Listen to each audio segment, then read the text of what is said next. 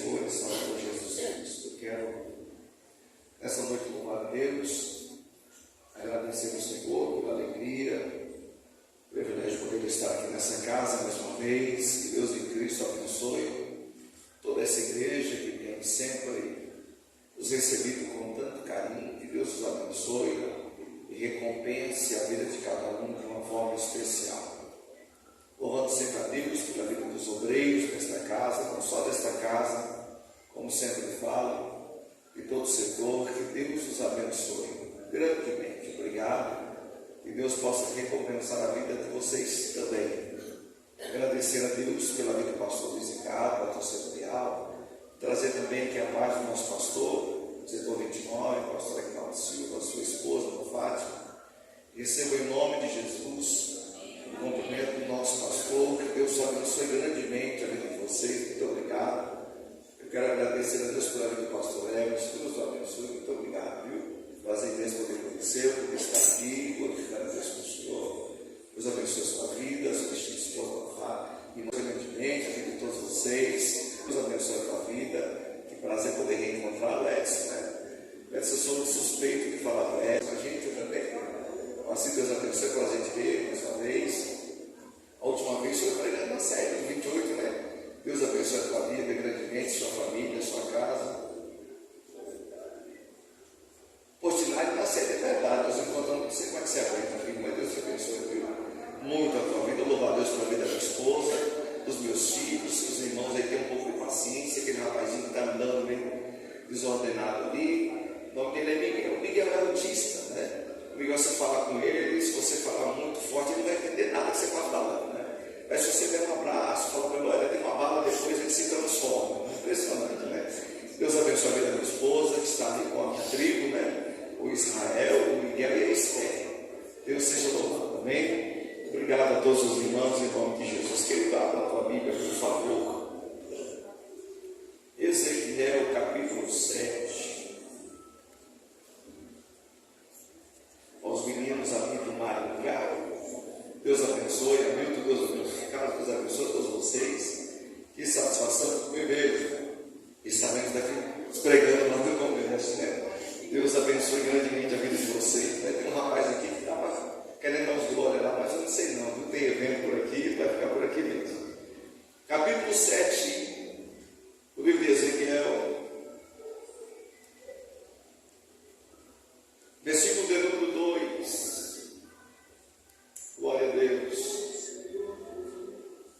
Está escrito assim: e tu, ó filho do homem, assim diz o Senhor Deus acerca da terra de Israel: vem o fim vem sobre os quatro cantos da terra. Diga amém. Vou o seu assento, por gentileza. Isso, glória a Deus. Eu não glória a Deus bem espiritual, mas pode ter aleluia também. Glória a Deus. Deus seja louvado. Queridos, escute bem, olhe bem para cá. Falar do texto que nós lemos aqui,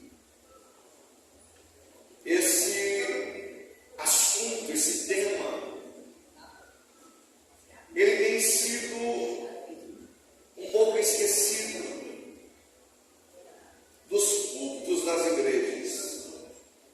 Não só o tema que nós vemos aqui, mas eu estava pesquisando hoje e percebi que o tema santidade também fugiu dos altares. O tema a respeito do sangue de Jesus também sumiu dos altares.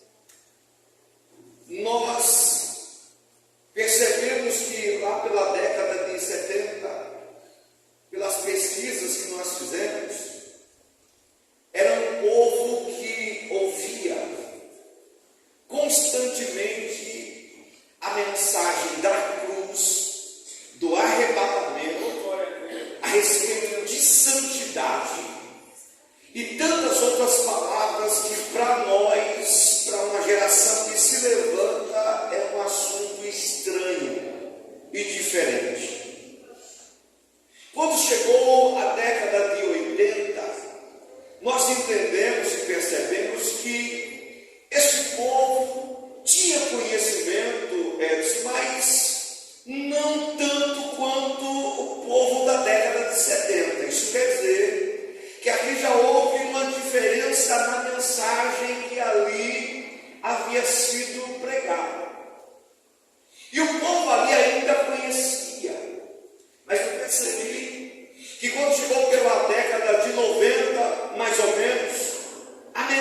mensagem que nós acabamos de ouvir aqui, o texto que nós acabamos de ler, simplesmente desapareceu. E eu fui pesquisar o porquê que desapareceu as mensagens. Não é que não seja pregada, mas é muito pouco. E nós entendemos e percebemos, diante daquilo que nós buscamos entender, é que o povo buscou outras coisas. Como assim, pastor? A mensagem a partir da década de 90 começou a vir, mas ela veio mais observando o homem, o seu bem-estar, do que a vinda de Cristo. Ou seja, nós passamos a receber uma mensagem que acredita-se foi importada, e essa mensagem aqui, ela traz para nós apenas o desejo do dia, ou seja, aquilo que é bom para você agora, ou seja, o artigo financeiro, o espiritual, nós esquecemos, passamos a observar mais a terra, passamos de ver mais na terra e querer mais coisas da terra do que o céu. E acredite, se eu e você nos preocuparmos mais com a terra, certamente esqueceremos das coisas do céu. Aleluia! Mas, pastor, uma coisa que me chama a atenção é que a característica da igreja de Cristo ainda é a expectativa da volta, meu Pai, da volta de Jesus Cristo. Um dia Paulo escrevendo aquilo diz assim: aguardando a bem-aventurada esperança. Que esperança é essa? A vida do nosso Senhor e Salvador Jesus. Quem ainda aguarda essa vida, levanta a tua mão, por favor.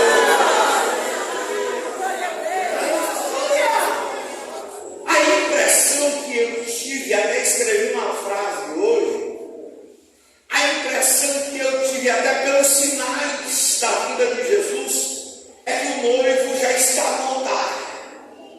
Esta é a minha impressão, mas eu tive uma outra. Qual, pastor? A impressão clara que vejo hoje é que nós estamos no período, lembra das 10 virgens? A impressão é que todos estão dormindo.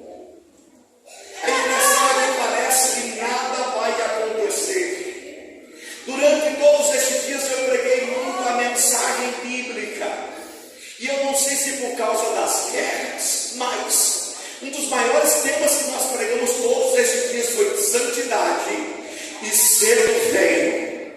Então parece-me, aleluia, que de alguma forma a noiva de Cristo começou a gerar essa expectativa da volta de Jesus. E olha para mim, pode ser agora. Eu posso dar um aleluia agora e glória a Deus, eu já não posso mais estar aqui. Quem tem essa esperança?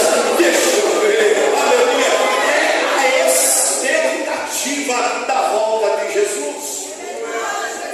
Mas o texto que nós lemos aqui trata-se de uma nação rebelde, de uma nação que Deus falou constantemente acerca do seu pecado. E a igreja, eu disse essa frase na série quando fui pregar lá. Eu disse para os irmãos da seguinte forma: nunca esqueça disso.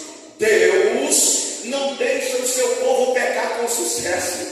Não deixa. Se é povo dele, acredite, Deus chamará a atenção para si, para não o perder. Mas a igreja acha, tem uma ilusão, que um dia vai fazer o que quer e nunca será cobrada. Não é assim.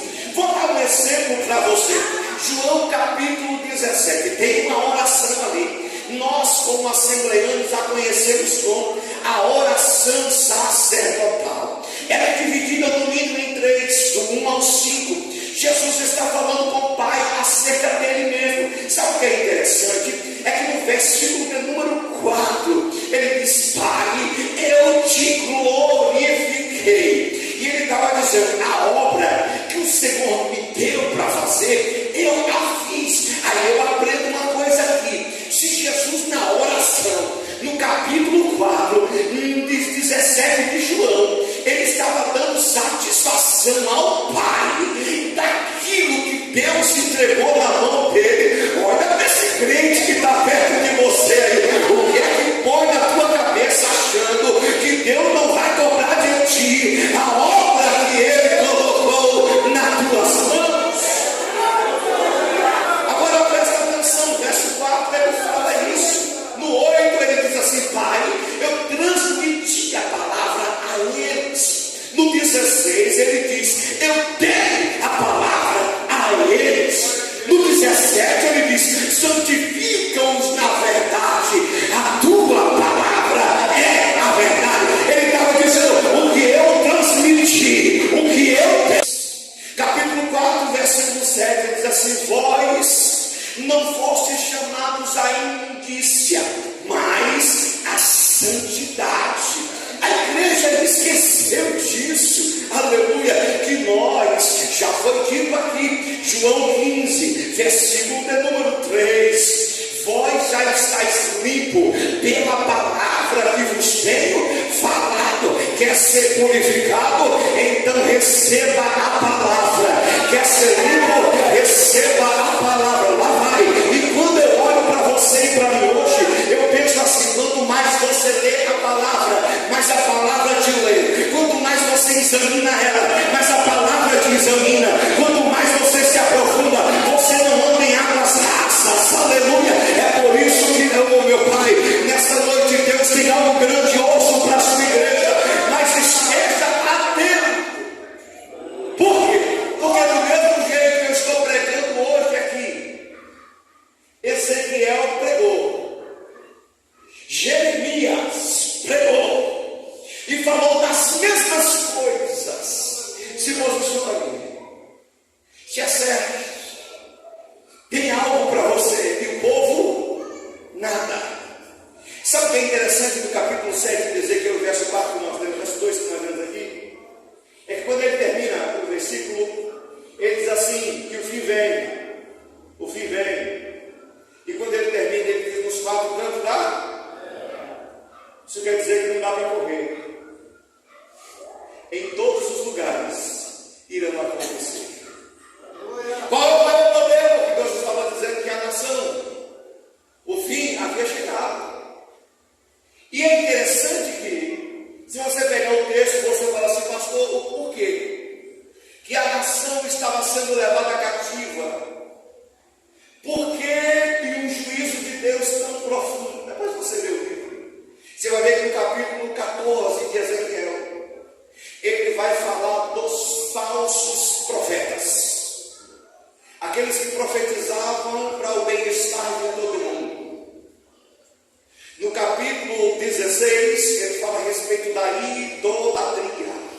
Quase que não tem em nosso meio, mas graças a Deus, eu disse com pesar, que nós tínhamos muito show na igreja.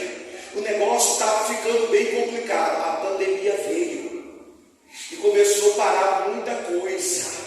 Aleluia. Antigamente eu, quando mais jovem, né?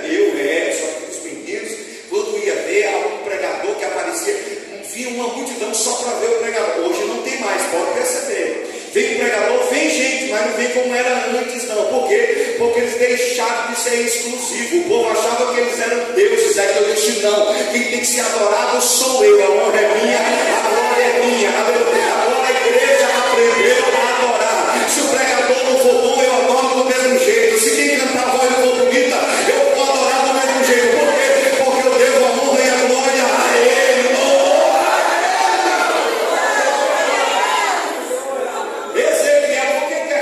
Primeiro, falso profeta, o 16 ele fala sobre a idolatria, o 34 ele fala sobre os pastores que apacentam a si mesmo, e aí vai.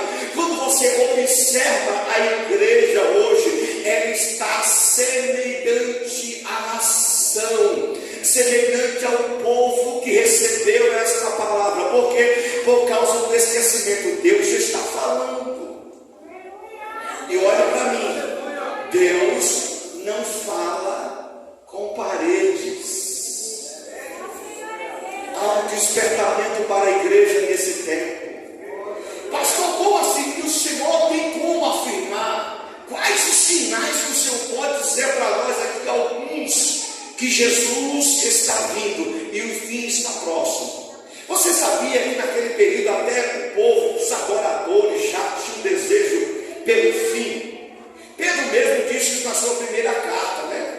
E ele disse: olha, o fim está próximo. Salmo 39, o salmista disse: Senhor, olha, que o Senhor gostaria que o Senhor mostrasse o fim dos meus dias, para eu saber, aleluia, qual é o meu propósito, qual é o meu problema, para mim me ajustar. O fim está próximo. Lembra que um dia Jesus, isso cai muito bem quando eu falo da terra. Um dia Jesus foi convidado pelos discípulos e foi para o templo de Herodes. O templo de Herodes, todo mundo sabe que tinha paredes, lá tinha pedra de quase 1 tonelada, uma pedra branca que dava para ver de longe, né? Todo mundo que já leu a respeito disso sabe a esse respeito. E todo mundo olhava de longe e as pedras chamavam a atenção. Por quê? Porque o que Herodes fez foi para chamar a atenção do povo ficar observando a terra. Por quê? Porque quando Jesus estava ali, ele estava pregando sobre o seu retorno. Olha, eu vou morrer, eu vou ressuscitar, mas eu vou subir, mas eu vou voltar. Aí o povo olhou e disse: Senhor, olha que tempo bonito isso, fica tranquilo. Eu sei que ele é bonito, mas não ficará pedra sobre pedra que não será derribado. Realmente caiu. Quando ele disse isso, os meninos que estavam ouvindo já pensou: não, é o fim, Senhor. Quando se dará essas coisas? Quando vai ser o tempo do fim? Jesus desconversou, não disse nada. E disse: olha, não vai ser nenhum sinal dado a você, senão o sinal de Jonas. Acorda, é hora da igreja levantar, é hora de nós começarmos a levantar a voz e buscarmos a presença de Deus. Os discípulos levaram Jesus achando que Jesus ia pensar apenas na terra. E o povo estava assim: quais os sinais, pastor? Simples, você vê sinais, coisas básicas. Daniel capítulo 12, ele já dizia que a ciência ia se multiplicar. É ou não é? Vamos ver se você se encaixa nisso. Quando eu, na minha idade, eu vou fazer 51 anos mês que vem. Quando na minha idade, eu acreditava que um dia, pastor, eu ia pegar um celular e ver alguém do outro lado. Nunca. Nunca. Isso é uma coisa de ficção. Dos desenhos animados. Quando que você vê em guerra, que você vê em Israel, foguetes que vêm de tanta distância, foguete, e tem uma proteção em Israel, uma tecnologia tão grande, que consegue interceptar tudo isso. Como que pode você estar aqui hoje, dando glória a Deus, achando que ninguém está te vendo, mas alguém pode estar te vendo lá em Pernambuco, no Ceará, no Japão, em qualquer lugar desse mundo? Quando que você imaginaria isso? Os profetas já profetizavam sobre isso. No dia Amós, capítulo 8, Amós diz assim: olha, homens andarão de mar a mar. E bom, naquela época não era, se andasse no máximo seria de barco, mas não dava para atravessar de mar a mar. É ou não é? Então o que ele está dizendo? Ele estava apenas já observando o futuro, mostrando que nessa época, aleluia, você ia pegar esse aviãozinho que você pega ali, e hoje você tem essa possibilidade, né? Você pode pregar aqui agora e amanhã de manhã você pode estar pregando em qualquer outro país perto aí. Por quê? Porque a tecnologia está aumentando. E detalhe, o que me assusta mais é que tem agora a inteligência artificial, que se você não pregar bonito, ele dá uma tua voz. Se você vê, ele te ajeita. É impressionante, o negócio está esquisito. Escute, isso é sinal da vinda de Jesus Cristo. Não se assuste. Escute, eita, eu vou falar um negócio para você aqui não tem mais espaço para noiva, aqui não é mais lugar da noiva de Jesus Cristo, no corredor estreito, já não dá mais, é hora, Jesus está voltando, e agora é barra séria, e a e é para quantos creem que Jesus pode voltar a qualquer lugar.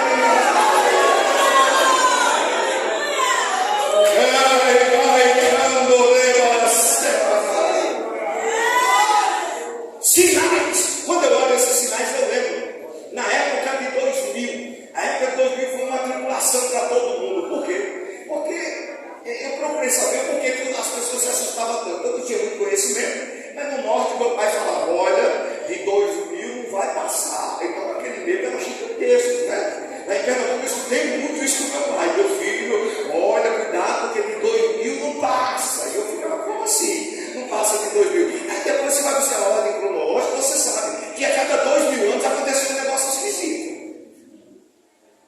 Quando deu 2000 anos, certinho, dilúvio. Morreu todo mundo. Só sobrou o dado.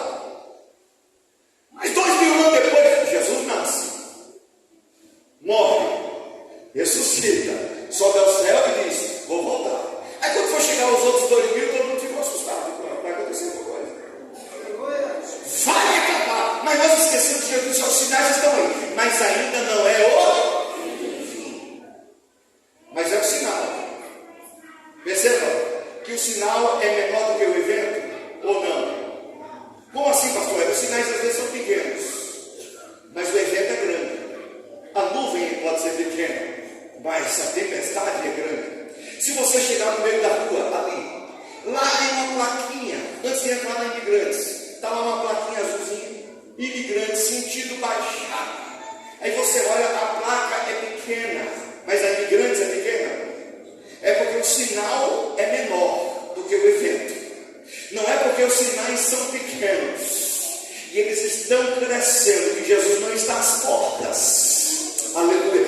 Nessa noite, se eu e você ouvisse um grito aqui agora: eis o noivo! Vou gritar de novo. Se você hoje escutar a sua voz: eis o noivo!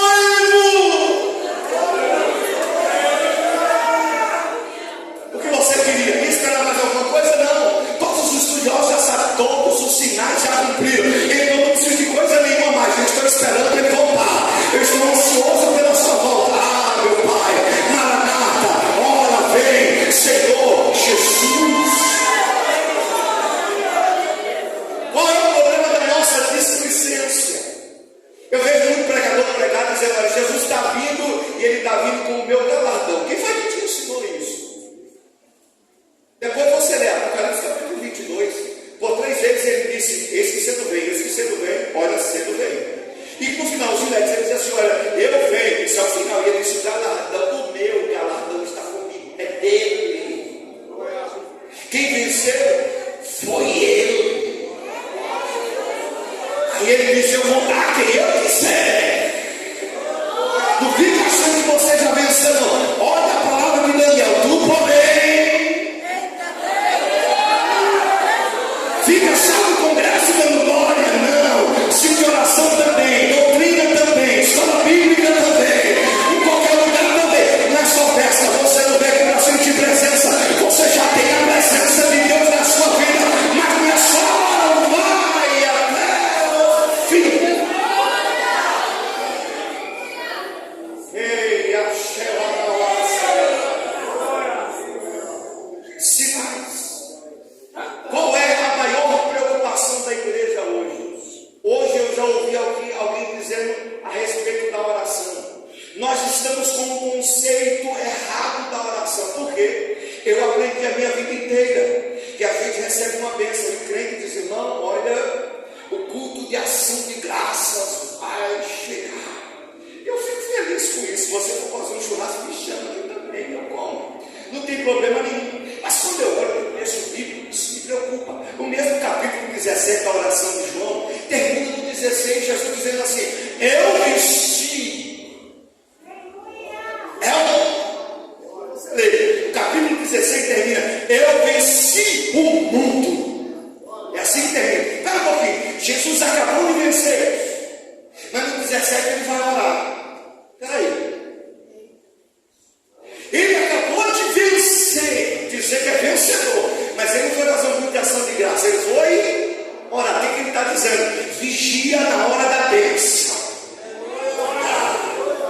O inimigo é artista, é especialista em pegar crente quando acha que está no auge, quando acha que não precisa mais orar. Olha para mim, o segundo maior avivamento da Bíblia deu-se quando Elias orou 30 segundos e desceu fogo do céu. E eu digo isso a nível de nação, não de um grupo no dia de Pentecoste. Me escute, o primeiro foi quando saiu o Êxodo, toda a nação gritou: só o Senhor é Deus. O primeiro. O segundo foi quando desceu fogo do céu, a nação se prostrou, a nação inteira, e disse: só o Senhor é Deus. Está certo, o culto acabou, o congresso acabou, a glória se manifestou, o fogo desceu, Deus recebeu a oferta. Que maravilha! Mas a Rabi foi para casa banquetear, o povo, cada um foi para sua casa, mas o profeta foi orar. Olha para mim, olha sério.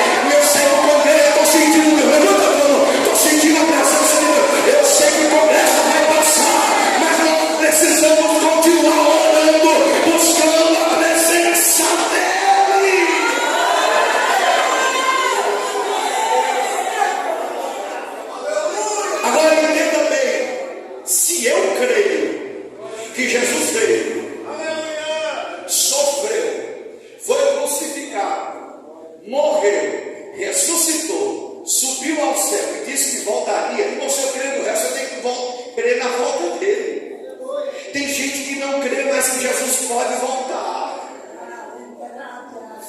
acredita mais que Jesus pode voltar. Oh, meu Pai, olhe para mim, Jesus está voltando. Um dos primeiros sinais, tecnologia. Quais os que estão mais em evidência hoje, pastor? Também sinais na terra. Foi aquilo que Jesus falou em Lucas 24. Sinais, Lucas 21, sinais na terra. O que você observa hoje? Terremotos. Hoje, quando eu vou para algum lugar, outra cidade para pregar, eu tenho que levar a roupa da ida e a roupa da volta, que eu não sei se ela vai estar fria ou vai estar quente. Tem cidades que você está aqui, uma cidade está fria, quando você chega na outra, está pegando fogo. Tem lugar que não tem água, outros tem enchente. Olha para mim, terremoto, tsunami, tudo que você quer imaginar. O nível do mar está subindo, os sinais na terra está aí. Nunca teve tanto eclipse como na época que nós estamos vivendo. Nunca teve tanto terremoto como nós estamos vivendo. Jesus disse que ia vir na sua primeira vinda e ele veio. E a segunda fala 8 vezes mais que ele vem. Quem possa, e quem sou eu para dizer que ele não pode chegar a qualquer momento aí? Ei, olha para os sinais, só não vê quem não quer. Igreja, desperta, acorda, o noivo está voltando. A igreja precisa despertar. Aleluia! E nessa noite o Senhor diz: olha os sinais, porque Jesus está voltando.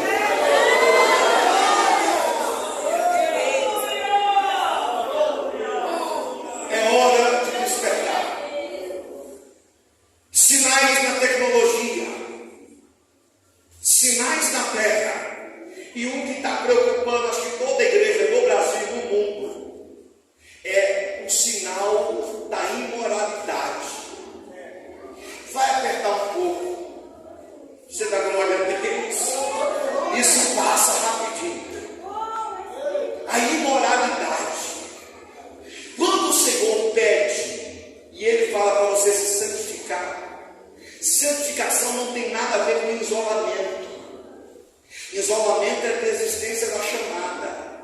Jesus estava dizendo: olha, Pai, eu vos envio como o Senhor me enviou. Ou seja, eu santifiquei e agora eu vou enviar ele para o mundo, porque eu peço ao Senhor, não tira eles do mundo, mas livra-os do mal. Que mal é esse? Escute, quando o Senhor diz para separar, Ele está falando da moral e fala da espiritualidade. Moralmente o mundo está perdido. Hoje nós vemos a luta de muitas pessoas que acreditam que uma criança pode ter a decisão com 4 anos de idade para mudar de sexo. Nós observamos hoje em todo lugar que é tudo normal. Infelizmente nas igrejas, senhores, pasmem, nós temos pessoas que acabam com o culto, jovens, que vai dormir na casa do namorado.